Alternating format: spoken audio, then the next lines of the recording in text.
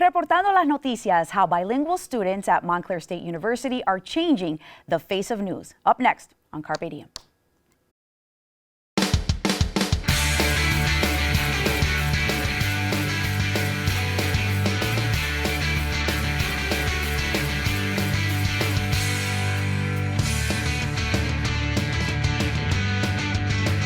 Hello and welcome to Carpe Diem. I'm Carina Garcia. As news producer, reporter, and someone lucky enough to call Montclair State my alma mater, I am happy to be back on campus to share with you the latest work of our media students. Latino students at Montclair State University wanted a class that would help them tell the stories that were important to them and to their community. This class is shaping a new wave of reporters with a bicultural and bilingual perspective. To talk about how this groundbreaking class came about and why I'm here is my colleague and co-professor Thomas Franklin, assistant professor in the School of Communication and Media here at Montclair State, and student Shanila Herman, who got the wheels turning. Thank you guys so much for being with us. Thank you for having us. So, how did this come about? Talk to us all about that, Professor. Well, there were a couple of factors. We had taken a group of students on a reporting trip to Puerto Rico, which was immensely successful. We won as a result of that trip, we had won a College Emmy Award, but it was a really wonderful, rich experience, and the students did great reporting there.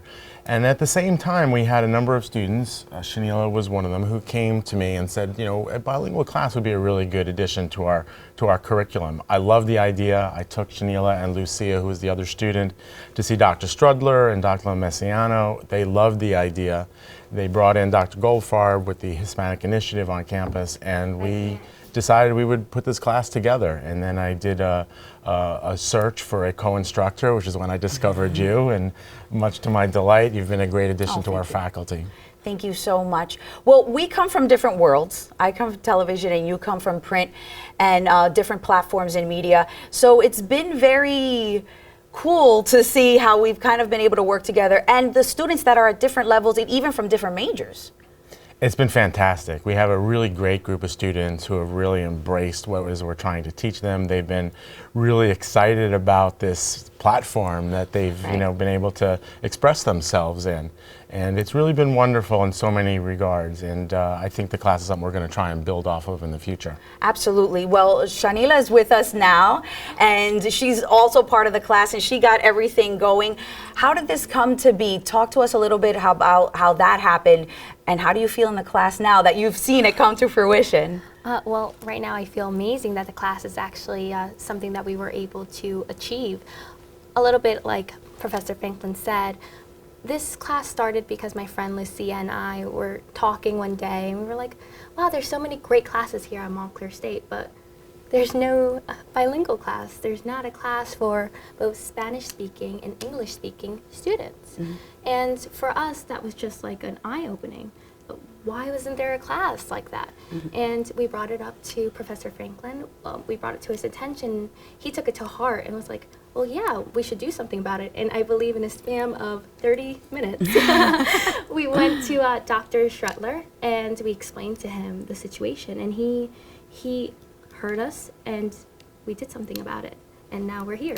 And now we're here. And we've seen so many awesome stories come out of the class, like really different perspectives and different points of view. And I think that, like we spoke about in class, Professor, I think the students also, and maybe Shanila, you could talk a little bit about that too, like they feel like it's a place that there's some camaraderie, there's something going on, like something is bubbling here, right? Would you agree? This class is much more than just reporting. We have touched up on this in our class, actually. We feel like it's a community. It's a place that we can go. It's our safe haven. We're not just learning about how to be an amazing journalist, because we do learn that, but it's more. It's how to create a community with people that understand your experiences and who respect you, and people that you can grow from. And I think that this is the class that has allowed me to at least learn all of that and much more. Well, I'm really eager to see how our students' work has come to light, how they were able to. And we had students, Professor, that had never touched a camera before. Yeah, we had students from various backgrounds and different areas of the program come together. And the stories have been really interesting. It's been very eye-opening for me to hear students talk about this shared experience, and it really was special that we were able to create this platform for them to express themselves. Yeah, I don't think that we thought that it was going to be as like community as it's become. Would you agree? Yeah, and we have students, some of whom are really quite proficient in Spanish, and others who were raised in a household where they spoke it but never really studied it. Sure. And so the class has a lot of flexibility, and we wanted to make it as accessible as possible for all students. Absolutely. Well, we have a great group of students, we really do, and we're so eager to see their work. So we're seeing them shed this new light on the Latino experience. Christian Inga has a story that really has made us all think about diversity in our newsroom. Let's take a look. I'm in Montclair State University, where many students are preparing themselves to be the next wave of professionals in the news industry. Among these students are many Latinos who are looking to break into an industry that hasn't been very welcoming. There are over 58 million Latinos living in the United States today, the largest growing demographic in the country. Yet, our newsrooms do not reflect this. According to a Pew Research Center analysis in 2016, 77% of newsroom employees are non-Hispanic whites. The same analysis found that non-Hispanic whites account for 74% of newsroom employees under the age of 50, and the number is even greater for those 50 and older. Despite the United States often being referred to as a melting pot, the statistics indicate otherwise. Longtime newsman Hugo Balta, a former Telemundo news director and current MSNBC senior producer, says it's a problem. There aren't more Latinos in newsrooms today than they were 35 years ago. And that's a problem. Balta says that bilingual journalists are an important asset to any newsroom. So to have journalists that can speak to the community and be able to news gather and be able to produce stories that are authentic is key to any newsroom being relevant to the community that they serve. This spring semester, Montclair State School of Communication and Media debuted a bilingual journalism class. Reportando las Noticias. I think having this class is super important because you have classes that teach you about writing and reporting and all of these production classes, but they're just in English. They don't talk about topics that happen in Latino cultures or the things that affect Latino audiences. Mark Efron, a former news executive at WPIX, and now a professor at Montclair School of Communication and Media, says that the Latino representation in newsrooms is nowhere near where it should be. I don't think they're anywhere near representative of the population. Although the Latino representation in American newsrooms has been an ongoing problem, Balta is optimistic things will change. We are a young community. Latinos are among the youngest demographic in the United States. And over time, will be the majority, and over time we will have positions of influence and power. Latinos who have been able to break into the industry are hopeful that soon more newsrooms will reflect the true picture of today's America. From Montclair State University, this is Christian Inga reporting. Really great story that Christian shared with all of us. It really opened our eyes to a lot of stuff that was going on. You've had a different experience with recruiters and things coming into the university, right, Professor? Yeah, I was happy to see Christian do that piece because it very much supports what we were hearing from recruiters. We had recruiters from major news organizations come to campus and say that this is something that they want, that this is in demand. Students that can report in both languages, particularly Spanish, and bilingual skills are really important. Right. So now we're opening it all up. There's a bunch of students that are going to be ready to feed that demand. Thank you guys so much for being with us. Let's take a look at Genesis' story, which is also very interesting. Genesis Obando took a page out of her own family's book in order to find out why it's so hard for Latinos to assimilate to American life. Here she is. Many Americans want to know why some Latino immigrants do not assimilate. There are many factors that make this process difficult, and there are also many prejudices. In May of 2018, lawyer Aaron Schlossberg was filmed in a Fresh Kitchen restaurant in New York City on a rant. He was bothered by the fact that customers and employees were speaking Spanish.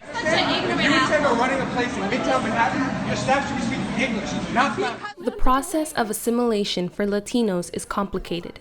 Many factors like discrimination, living in Latino-only communities or working long days in underpaying jobs leaves less time for immigrants to learn and actively participate in American culture. Vicenta Obando immigrated from Nicaragua in 1992 when she was 21 years old. She's currently a stay-at-home mother of 4 in Kenilworth, New Jersey. Para mí es la persona más indicada que la mamá, que los tengo que cuidar yo. O sea, que ellos se preocupen más en sus estudios, en que ellos se superen y después estoy yo. Obando says that she has always prioritized her family's well-being over her own education and learning how to be more involved in American culture. Dr. Roger Zapata from Montclair State University says there are some common reasons why some Latinos struggle with assimilation. Well, in general, the thing that is more difficult for any immigrant is to be able to communicate and to learn the language. On the other hand, many immigrants moved to the United States at a young age.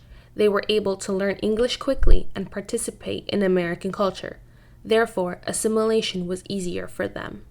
Carlos Vega is from Newark, New Jersey. He was about 4 years old when he moved from Mexico to the United States. I take in everything, but I'm also very deep with my roots, and I love my culture, but I also respect American culture. There are many different sides to the assimilation process for Latino immigrants, as we have seen. They are involved in more than just one culture and continue to struggle finding a balance or fitting in. This is Montclair State student Genesis Obando reporting. Well, that was a really awesome story when we saw Genesis and talk about it in class when she was pitching the idea. I am with Victoria Garcia and Emily Alba, students also in Reportando. You guys are bringing great stories to us as well.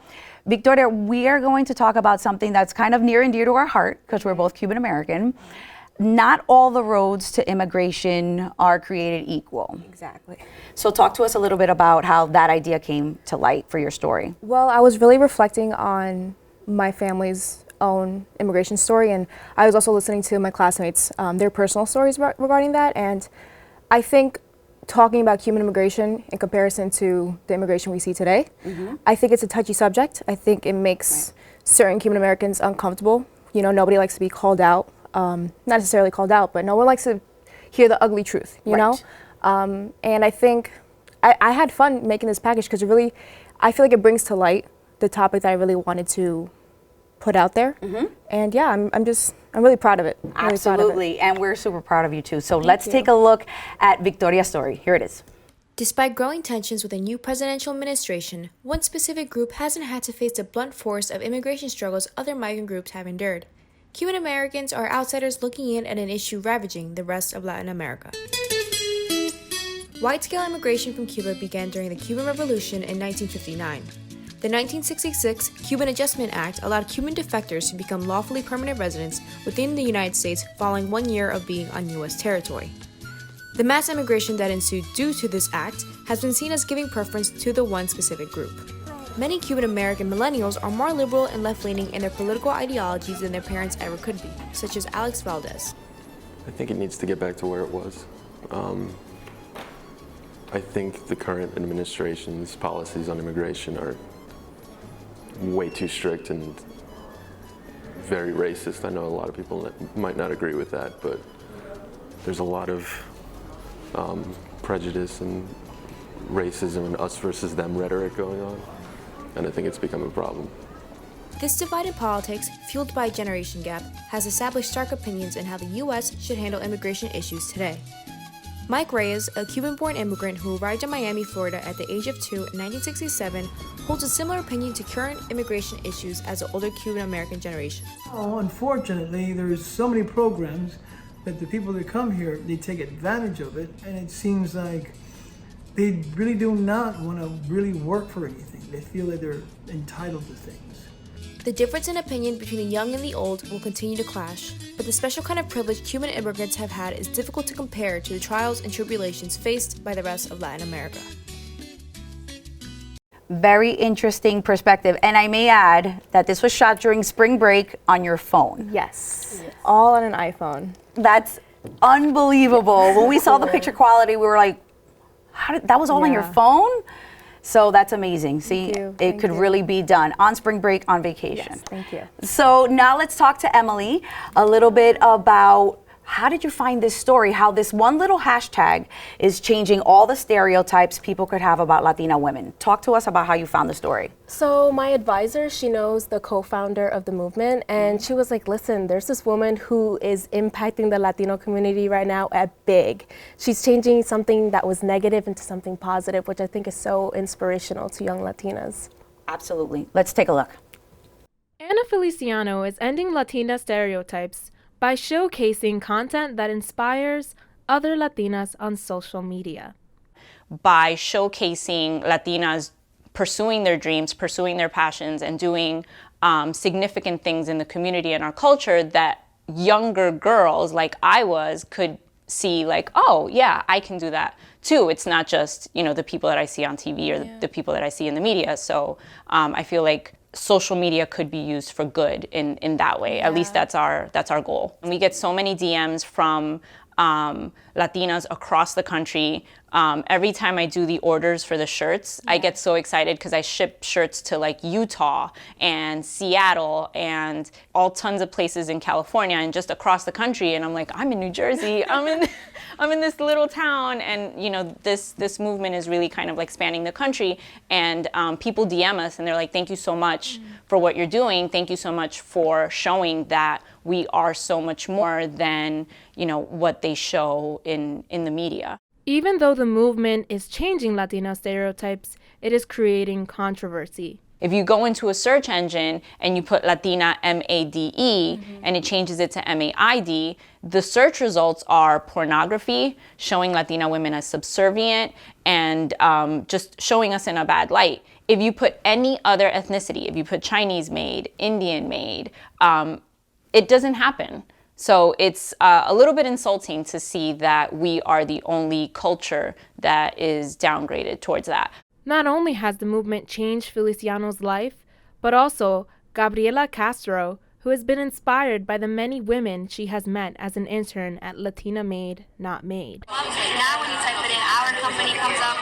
I believe it was this past semester, we had this event in New York. I can't remember the name off the top of my head, but I know it was a panel of women, and they were just speaking about like what it was to be like Latina bosses basically, but to have their own life. And a lot of the things that they said stuck out to me because as a college student and just being Latina and about to go into the workplace, like it's a scary thing. You don't know like little things that you gotta learn. Like you're just kind of thrown in there, you gotta learn everything. So these women, like they talked about how like they got to where they got to and how there were so many people who told them, oh no, you can't do that, or you want to work from this time to this time and have time off, like that's impossible for you to do, like who do you think you are? And they talked about how they did that. I really love that story. I thought it was amazing. Thank you so much for bringing it to us and letting us know how this little hashtag is changing lives. So ladies, tell me how you feel in this class. Like, is it what you expected when you signed up? Honestly, I didn't know what to expect. Yeah. I think the element of surprise is really what reinforced my love for it. I've never felt so united with my classmates. I never felt so at home, just in a classroom setting. There's a connection between us. Like we've become like lifelong friends thanks to this class. Oh, that's really nice to know, and I'm glad that you guys could feel comfortable enough sharing your perspective and sharing your views. And talking about perspectives, let's talk and see Ms. Shayla Baez's story. She brought us a story that helped us understand the struggles that Latino transgender individuals face. Those struggles are unique and they come with cultural challenges and biases. Let's take a look. In the Latin culture, still in 2019, the LGBTQ community is being discriminated against, to the point that some families are being torn apart. Me, Ciano Urdarte. New Jersey has passed a law that will require LGBTQ history to be taught in schools in 2020. But for Ciano Urdarte, being accepted into her own family has been the bigger fight. Before Urdarte came out as transgender to her family, she came out as gay, as it was more socially accepted, or so she thought. I came out to my dad in 2011, and throughout those 4 years of me being in high school, him and I were just clashing. And for every reason, he found that because of me identifying as gay, that was the reason why me and him kept clashing. Y mi esposo nos involucró o nos llevó a un psicólogo y para orientarnos, porque él no quería aceptar de que era gay. La psicóloga dijo que eso era algo que él lo traía por dentro, que eso no era de que para cambiarlo. Some Latin Americans feel that being part of the LGBTQ community is a sin and is a feeling that should not be pursued. Robert de Asa, a preacher in the Dominican Republic, shares this view. Tanto en el Antiguo Testamento, el Antiguo Pacto que va desde Génesis hasta Malaquías, tú te encuentras las diferentes circunstancias en donde Dios le revela a su pueblo a través de la palabra la prohibición de este tipo de prácticas. Mommy, stop, you're gonna make me cry. Tú eres una inspiración como yo también, y tú eres mi inspiración. Urtate's mom believes that sticking by your child's side is the best thing you can do. However, her father disagrees. Last time I spoke to him was when he told me to kill myself, was in September of 2018. Si yo que soy su mamá o nosotros somos su familia y no lo apoyamos, ¿quién lo va a apoyar? Sienna Urtate now has the support of her mom and hopes that her baby niece will be raised in a state that continues to work towards the acceptance of the LGBTQ community and will continue to speak up within her own Latin community. We will have to wait until 2020 to see what effects incorporating LGBTQ history will have in schools. From the LGBTQ Center at Montclair State University, Shayla Baez reporting. That was a really powerful story. Now joining me are three students in our Reportando class, Diana Ortiz, Teresa Gomez, and Carly Enriquez. Le dije los nombres en español. Everybody's name is in Spanish. That's great. That's So, ladies, tell me how you feel about this class. Was it what you were expecting when you walked in? Let's start with Diana. I think it's a great opportunity not to just be open to one type of audience, but also the Latino community, which I think is important because it's based on our culture. And being able to report not only in English, but also in Spanish is something that I want to carry on with. Absolutely. Teresa? One aspect that I loved is that we got to focus on reading Spanish news and understanding it. And that's something that I never really focused on. I always read English news, and I liked focusing on that. Absolutely. Carly? It truly wasn't what I expected coming in here. I love how we actually get down to it, to like the problems in the Latin community. And I feel like in the media, it always gets overlooked. So through our reporting and our journalism, like we're able to key in on those topics, on those sensitive topics. And all of you ladies are different majors, different years in your academic careers, but there's something that really united everybody in the class. Would you agree? Diana, I'll ask you. I do agree. I believe that although we're all from different Hispanic countries, we are able to come to a common ground and have the same experience so we can share that with each other and say, hey, I'm not the only one. Right. And you're a Spanish major. I am. Wow. I am a Spanish major. Did we bring you over to the broadcasting? Did we bring you over to the other side yet? You guys got me with it. I mean, I think that I want to continue with it, and I do want to see my heritage, my culture being out there in the reporting world. Absolutely. How about you ladies? For me, I enjoyed that even though we all had different majors and from different backgrounds, we all were able to use that and utilize that in such a positive way. How about you, Carly? To add to that, like truly, I was able to, like, it doesn't even matter what concentration you came from, like just being united because of our heritage and our roots, we're able to like express that through our work, through our reporting, and I'm really orgullosa for that. Muy bien. Do you find that we're creating a space that you could pitch these stories and pitch these ideas, and that there's Definitely. Okay, I get it. Everybody in the class kind of gets Definitely. Like we're so accepted by the professors. You guys really just say, like you could pick whatever topic that interests you in the Latin community or even whatever, you know. With Shayla, I was working on her package. We did, we mixed two different communities, the LGBTQ community and the Latin community, and I think that it goes hand in hand. Absolutely. I mean, I think that, you know, being Latino, we sometimes we're pigeonholed in like, well, let's just talk about immigration, or let's just talk about Mark Anthony and salsa and like, you know, and Sofia Vergara and all this stuff. And I think that this opportunity, I think that was part of our idea. Like, let's open, you know, our minds to the idea of other stories from the Latino community. Would you agree? Absolutely. I think that it allows us to expand our horizons, if I may say, in an aspect that we're able to pick any story, like she was saying, and being able to grow from it and learn from it, and not only redoing it, retaking it, but learning the professional way of doing it once we enter the real world. Absolutely. And Teresa, you love dance, and you were able to bring that to the class, and we saw all these different aspects of dance, like within the Latino community. What did you learn from that experience? I learned that we also have a classical side. We're not just about salsa and bachata and merengue. That we have such a deep, rich history. Not because ballet, because I did my feature story on the Cuban methodology, which is a form of ballet. And I learned that it's not just the Russians and the French, that Latinos can do it too.